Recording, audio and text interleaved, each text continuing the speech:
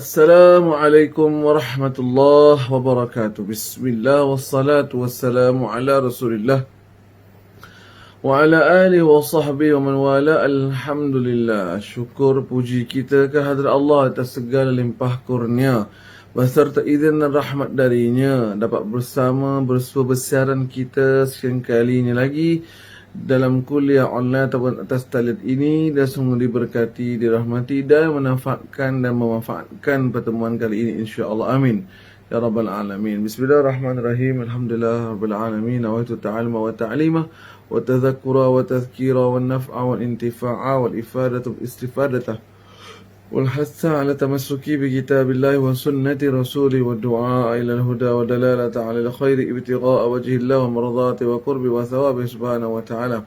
سبحانك لا علم لنا إلا ما علمتنا إنك أنت العليم الحكيم. رب اشرح لي صدري ويسر لي أمري واحلل عقدة من لساني يفقهوا قولي. أما بعد. Alhamdulillah. Hadirin kasih Allah Subhanahu wa taala, bertemu kita pada kali ini yang mana kita sedang berpuasa sunnah hari Arafah, di mana Rasulullah SAW pernah bersabda yang bermaksud bahawasanya barang siapa berpuasa pada hari Arafah diampunkan dosanya ataupun dosa setahun sebelumnya dan dosa setahun sesudahnya. Dan semoga mudah-mudahan para hadirin di luar sana yang sedang berpuasa, semoga Allah menerima puasanya dan dijadikannya sebagai amalan yang dapat dibawa nanti ke akhirat sana dan memberatkan darjat hasanah kita. Amin ya rabbal alamin. Hadirin kasih Allah Subhanahu wa taala sekalian, begitulah kita di dalam pengibadatan ketaatan kepada Allah Subhanahu wa taala, yang mana bulan Zulhijjah ini bulan yang digalakkan kita untuk banyak melakukan amal ibadah. Jika pada bulan Ramadan yang lalu difokuskan dan terletak keistimewaannya itu pada 10 malam terakhir bulan Ramadan, akan tetapi berbeza dengan bulan Zulhijjah ini yang mana keistimewaannya dan fokusnya lebih kepada 10 hari dan malam pertama bulan Zulhijjah. Hadirin kasih Allah SWT sekalian, hari ini kita berpuasa dengan puasa sunnah hari Arafah. Dan juga seperti mana kita mengetahui, pada 9 Zulhijjah itu keluarlah para jemaah haji daripada tempat tinggal mereka menuju kepada satu tempat berhimpun, tempatnya yang dinamakan sebagai Arafah, ataupun di dalam rukun haji itu dipanggil sebagai wukuf Arafah, ya, wukuf di Arafah. Yang mana hadirin kasih Allah Ta'ala juga, Arafah atau pada Arafah inilah yang nantinya diriwayatkan bahawasanya bila mana hari kiamat nanti, bila mana hari akhirat tiba nanti, bertukar ia menjadi padang mahsyar. Justru itu dan maka itulah kiranya dan begitulah agaknya digambar bayangkan oleh Allah Subhanahu Wa Taala senario ataupun juga suasana keadaan pada hari akhirat nanti di padang mahsyar Allah Subhanahu wa taala, yang mana kita akan dikumpulkan oleh Allah Subhanahu wa taala untuk diperhitunghisabkan segala perbuatan amal baik dan kejahatan kita, dan juga akan diganjari kebaikan dengan syurga dan diberikan ataupun juga dibalas neraka dengan segala kejahatan dan kemaksiatan kita. Allahumma ya Allah, bantulah kami, tolonglah kami pada hari yang mana Kau kumpulkan kami di akhirat kelak sana, dan anugerahkanlah kami syurga-Mu ya rabbal alamin. Amin amin insyaallah. Hadirin kasih Allah Subhanahu wa taala sekalian, dan pada 10 hari dan pada 9 Zulhijjah ini kita digalakkan memperbanyakkan amal kebaikan, kebajikan kita. Selain pada berpuasa, kita juga disunnahkan atau digalakkan bersedekah dengan seberapa ramai manusia orang yang boleh kita sedekah dan apatah lagi yang memerlukan. Sayyidina Abu Bakar Siddiq radhiyallahu anhu diriwayatkan oleh Sayyidina Umar Al-Khattab mengatakan bahawa bagi Sayyidina Abu Bakar itu pada setiap pagi lepas subuh, selepas solat mengimamkan para kaum muslimin di Masjid Nabawi, akan keluar dan berjalan jauh hingga keluar kota Madinah Al-Munawwarah. Satu hari Sayyidina Umar ikut dan jejaki di mana kan dan ke manakah perjalanan Sayyidina Abu Bakar Siddiq radhiyallahu anhu. lama diikuti dan didikorinya hinggakan sampai bersatu rumah, dan maka Sayyidina Abu Bakar dilihat masuk ke rumah tersebut, dan Sayyidina Abu Bakar tunggu di dalam jarak yang jauh yang dipastikan bahawa tidak kelihatan dan tidak dapat terlihat oleh Sayyidina Abu Bakar Siddiq radhiyallahu anhu. Dan setelah hampir matahari naik dan Sayyidina Umar meriwayatkan bahawa aku merasakan kehangatan mentari itu yang naik, dan barulah aku terlihat Sayyidina Abu Bakar Siddiq keluar dari rumah tersebut dan kemudian berjalan lalu menuju ke Madinah ataupun pulang balik ke Madinah. Maka Sayyidina Umar Al-Khattab mengambil peluang ruang itu untuk mendekati rumah tersebut dan seraya memberi salam, dan kemudian seorang wanita tua yang membuka pintu itu lalu ditanya oleh Sayyidina Umar Al-Khattab, "Wa ma sya'nuki, apa khabar dan apakah keadaan kalian atau keadaan kamu?" Lalu kata wanita tua itu, "Aku adalah seorang buta dan bersamaku adalah anak-anak yatim piatu." Lalu Sayyidina Umar bertanya, apakah yang dilakukan oleh lelaki yang menziarahimu sebentar tadi? Lalu katanya, "Oh, beliau itu yang setiap pagi akan mengemaskan rumahku, memperbaik cantikkan rumahku, dan juga memasakkan daku dan menyiapkan sarapan bagi diriku dan juga anak-anak dan piatu itu." Lalu Sayyidina Umar bertanya, "Adakah kamu tahu siapa nama lelaki itu tadi?" Lalu kata wanita itu, "Aku tak sempat. Setiap kali aku nak bertanya, dia dah beredar pergi." Radhiyallahu anhu warḍah. Itulah dia sifat Sayyidina Abu Bakar Siddiq radhiyallahu anhu, dan tak diketahui oleh sesiapa saja kecuali Allah Subhanahu wa taala, yang juga baru dapat diketahui oleh Sayyidina Umar Al-Khattab radhiyallahu anhu. Maka di sini ada Allah sekalian, pertama-tama kita pelajari apa dia, membantu orang semampu kita, terdaya kita, seikhlas kita, sejujur kita. Dan kedua, bila mana kita membantu orang, bantuan itu tak perlu diketahui oleh semua orang, oleh kebanyakan orang. Cukuplah hanya sahaja Allah dan para malaikat sahaja yang mengetahuinya. Maka ambillah peluang ruang ini, hadirin Allah sekalian, dalam kita benar berbudi dan berbakti kepada sesiapa sahaja yang memerlukan bantuan kita dan pertolongan kita, dan semoga kita diberikan ganjaran daripada amal pada kita tersebut. Amin, insya-Allah.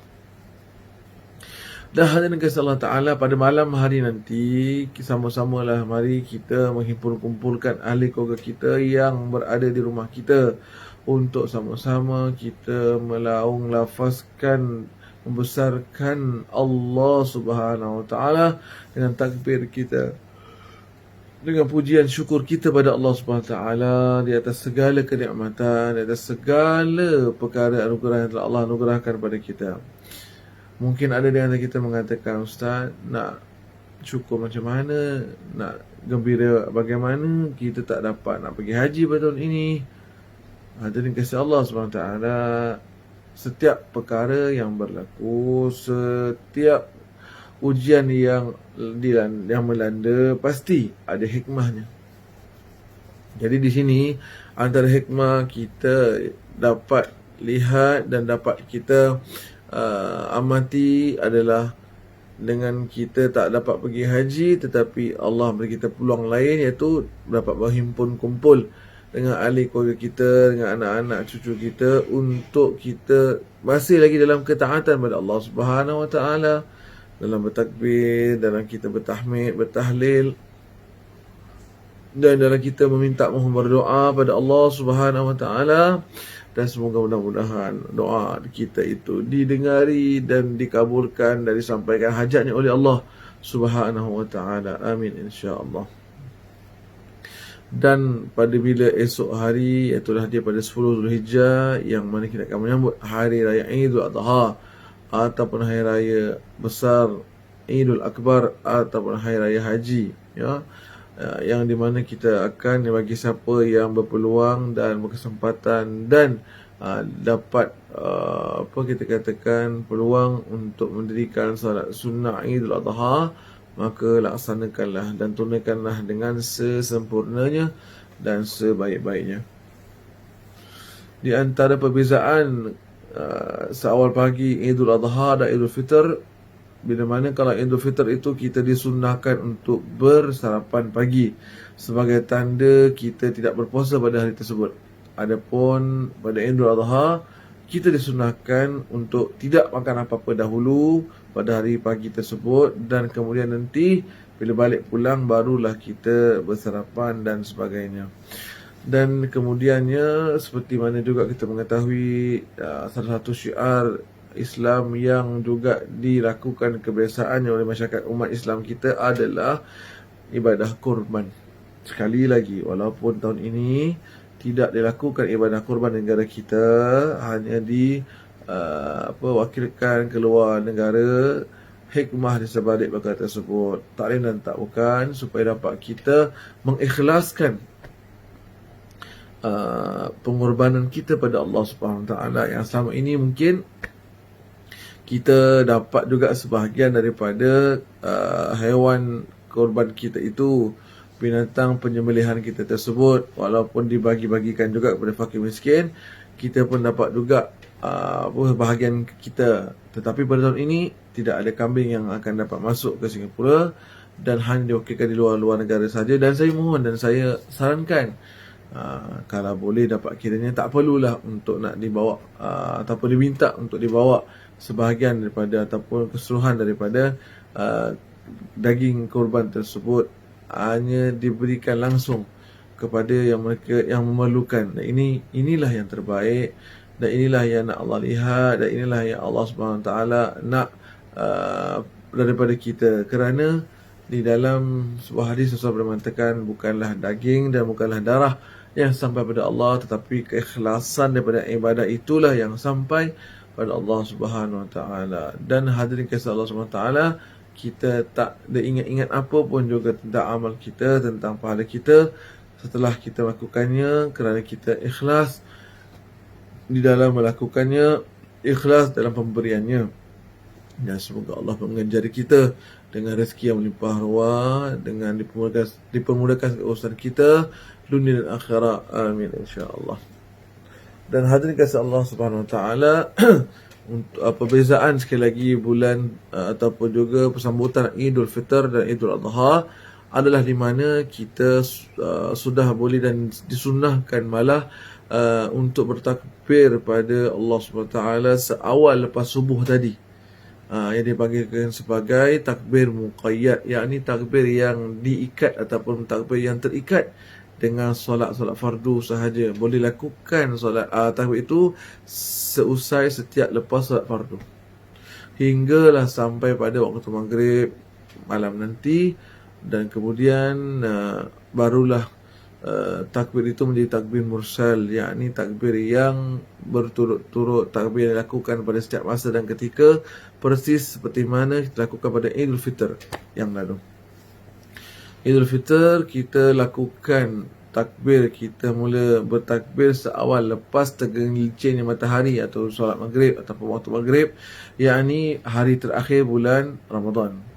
Seawal pada itu kita dah mula takbir sepanjang malam hingga sampailah esok pagi, seusai saja selepas solat Idul Fitr, selesailah juga waktu dan juga masa kita untuk bertakbir. Adapun pada hari Idul Adha ini kita dibolehkan untuk bertakbir seawal subuh tadi sampailah ke malam hari bulan daripada malam Idul Adha, membawa sampai kepada esok subuhnya, dan kemudian datang pada zuhurnya, dan kemudian datang pada asarnya. Dan itulah dinamakan sebagai takbir mursal. Boleh dilaungkan lafaz takbir kita pada bila-bila masa sampai pada maghrib, yakni masuklah kita pada 11 Zulhijjah.